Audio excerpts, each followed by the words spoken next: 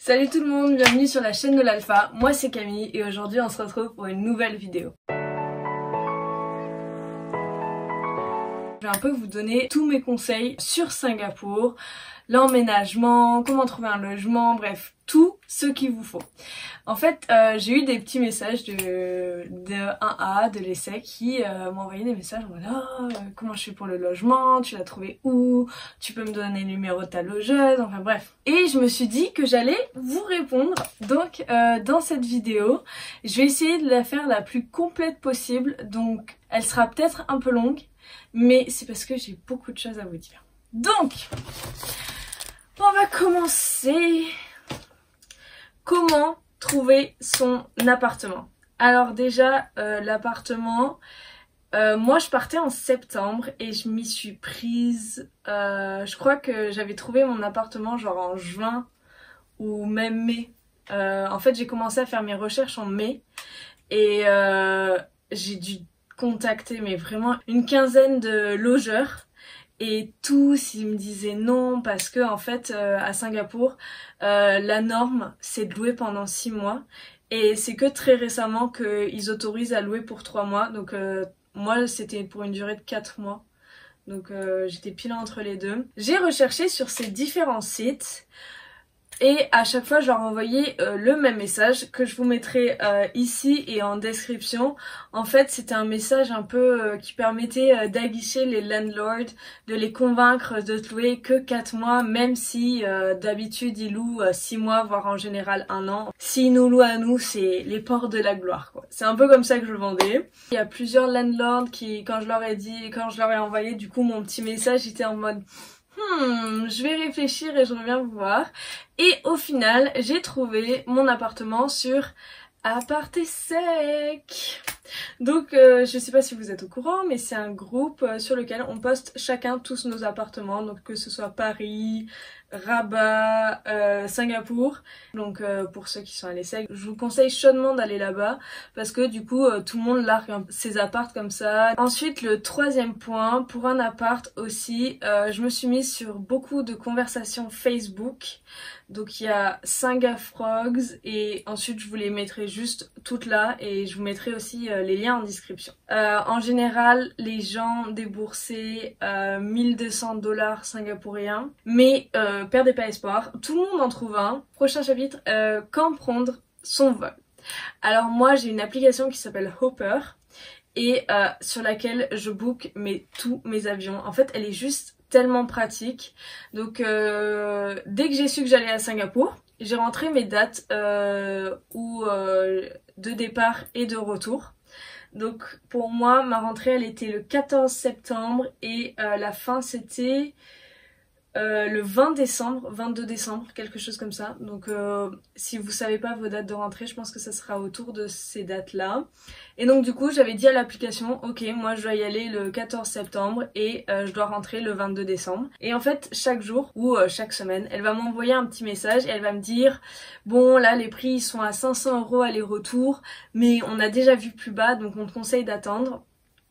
Et ça n'a jamais fail. Genre franchement j'ai toujours trouvé mes meilleurs vols là-dessus. Pour vous dire, mon aller au Japon, je l'ai payé 300 €. Donc top.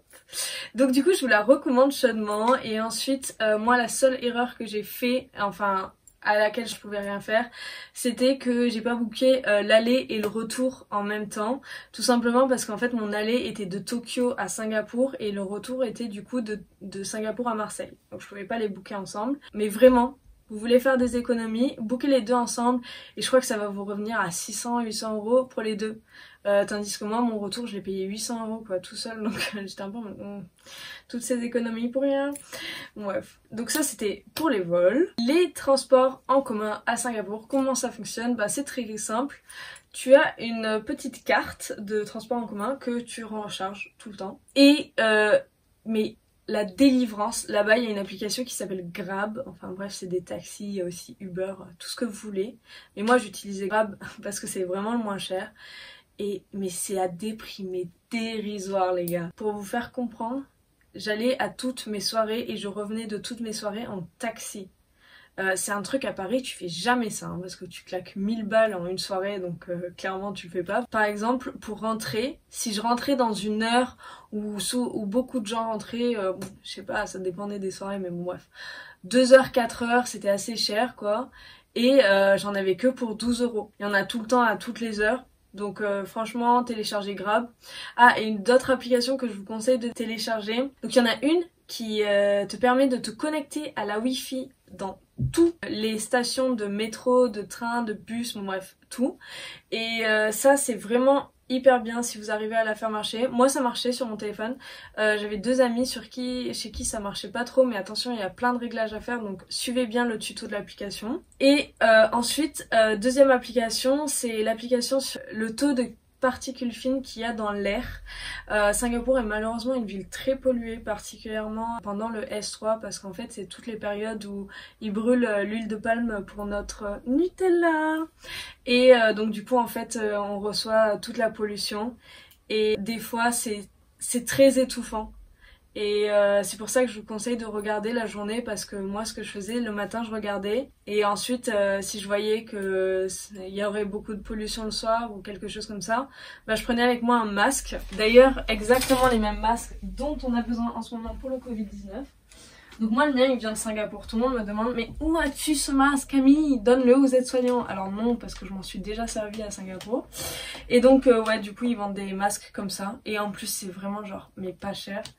Donc voilà, c'est pour protéger vos poumons, donc faites attention à vous et rigolez pas trop avec la pollution. Genre moi je sais que des fois je voulais pas trop porter de masque, mais après quand je le faisais pas, genre je toussais. Pour ce qui est du téléphone et du forfait. Alors, comme je vous l'ai dit tout à l'heure, il y a une application qui permet de se connecter à toutes les Wi-Fi et Singapour est une ville extrêmement connectée, dans le sens où t'as le réseau dans le bus, dans les stations de métro. Et t'as le réseau à l'ESSEC. En fait t'as juste le réseau normalement de partout. C'est très rare qu'il y ait des endroits où tu l'aies pas. Moi du coup j'avais acheté une carte SIM valable pendant 3 mois je crois, et il y avait 4 gigas dessus et je me suis dit mais je vais jamais tenir. Et ben franchement c'est passé crème. Donc j'avais cette carte SIM juste au cas où quand je rentrais de soirée. C'était pour être sûre d'avoir internet pour réserver mes taxis. Mais sinon vous en avez pas besoin. Je sais qu'il y a des gens de ma promo qui qui sont abonnés à un forfait M1 et qui ont aujourd'hui des problèmes à le résilier alors qu'on est un semestre après. Donc moi je vous conseille pas trop ça.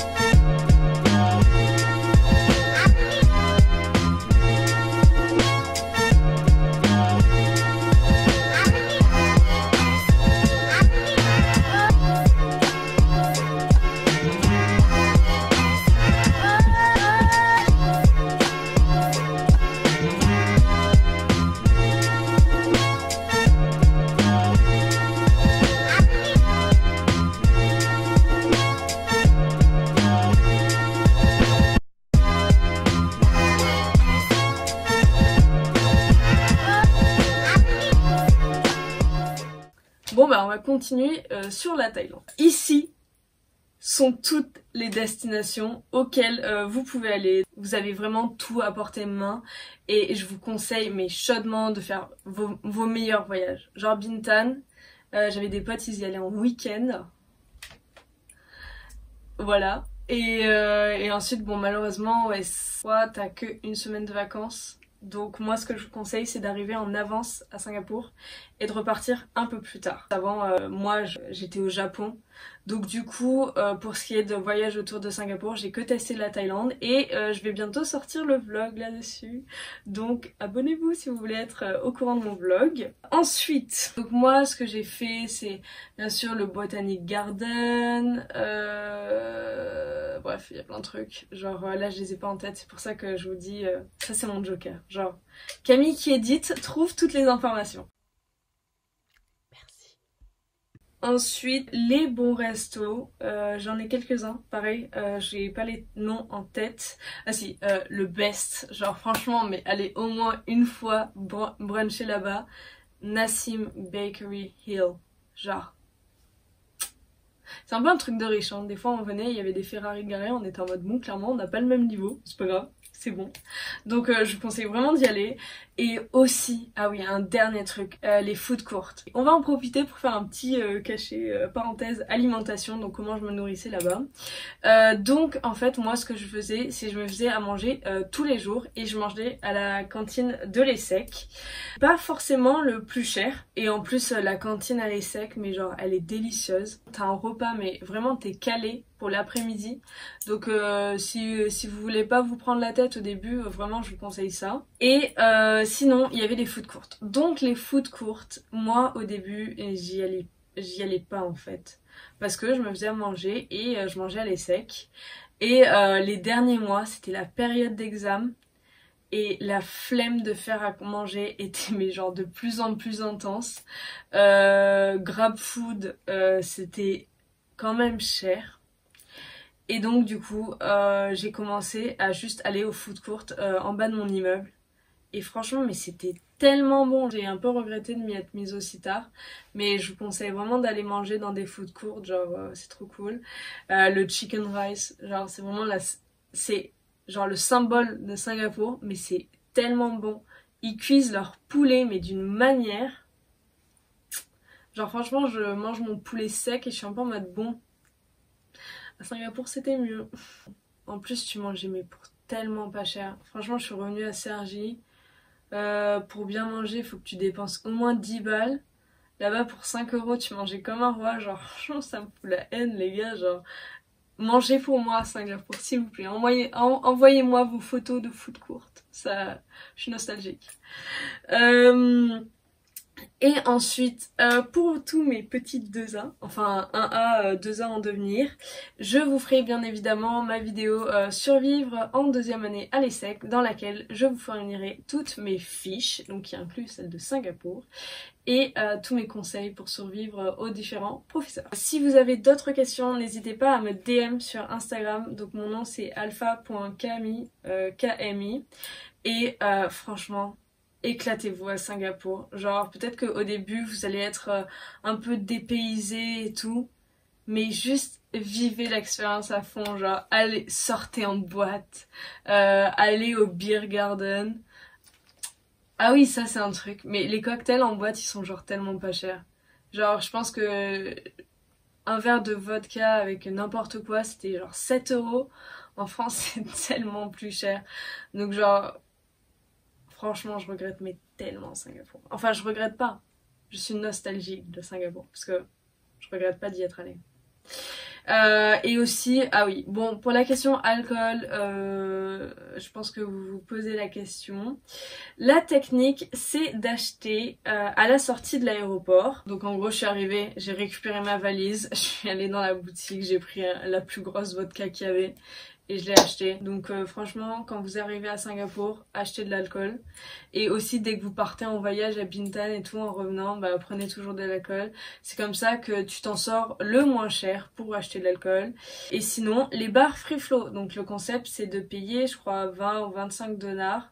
Donc à Idle Princep, je crois, ça s'appelle comme ça.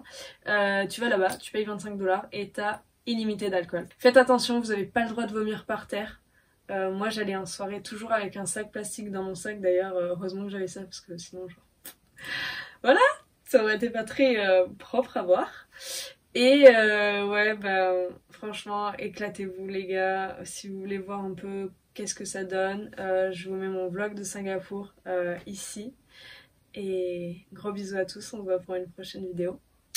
Ah oui, Si vous avez aimé cette vidéo, n'oubliez pas de liker, commenter, partager, en parler à vos amis, vous abonner, mettre la petite cloche de notification, bref, que du love sur vous, gros bisous, à la prochaine vidéo.